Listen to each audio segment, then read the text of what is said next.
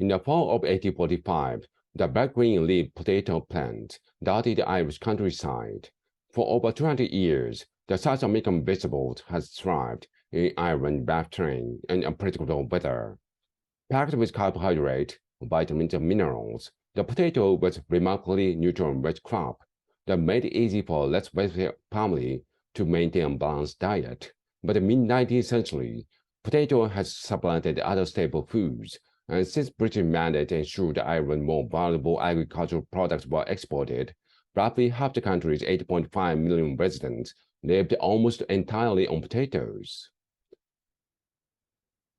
But when harvesting began in 1845, farmers found the potatoes blackened and shriveled. Those who ate them suffered severe stomach cramps and even death. Today, we know that crabapple birds, Phytophthora infestans, a fungus that flourishes in the season unusually damp weather. But at the time, it was simply called the blight. The fungus likely originated in the Americas, traveling across the Atlantic on ships, and while it destroyed potato harvests across Europe, wealthier countries than as today generally fared better, they had more resources to draw on. Meanwhile, the southern and western regions of Ireland were already impoverished and entirely dependent on a single crop, making them disproportionately vulnerable.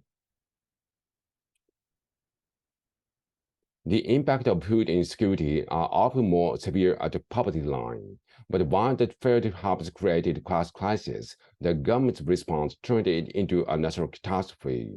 For centuries, Ireland had been under varying degree of English control, and by 1845, it was part of the United Kingdom, with its government based in London. During the famine's first year, the distant ruling body imported corn from North America and offered the Irish employment on public works projects. But its free only caused more problems. Imported food was poorly distributed and offered insufficient nutrition, making the previously healthy population more vulnerable to disease, increasing maternal and child mortality. Worse still, the British continued to export Ireland grain and livestock. Meanwhile, the public works project required a lengthy shift of grueling manual labor and work from where most workers lived. For example, just one of the country's tragic incidents was the story of Thomas Malone, who walked 18 kilometers round trip to work every day. One day, exhausted and starving, he collapsed and died just before reaching home, leaving behind his wife and 6 children. Despite this year's country's tragedies, many families managed to scrape by. But in 1846, despite the year's country's tragedies, many families managed to scrape by.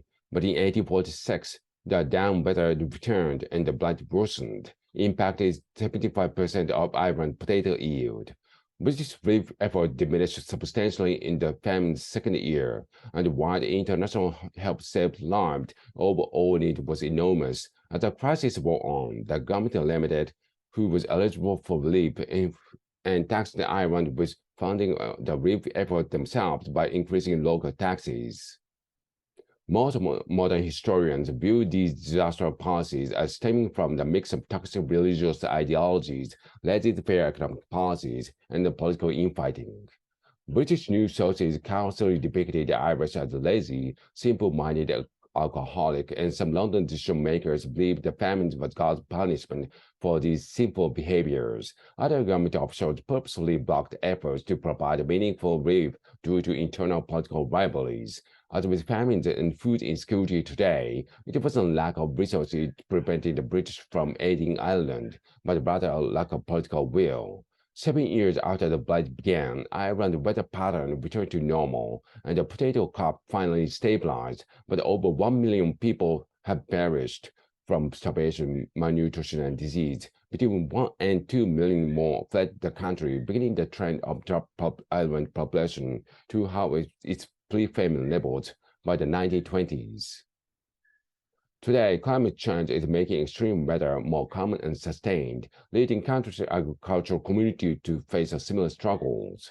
Just as in Ireland, farmers living on the margin are increasingly facing starvation, malnutrition, and disease due to global weather patterns for which they have little responsibility. But the history doesn't have to repeat itself if government institutions can provide the kind of aid these Asian regions needs.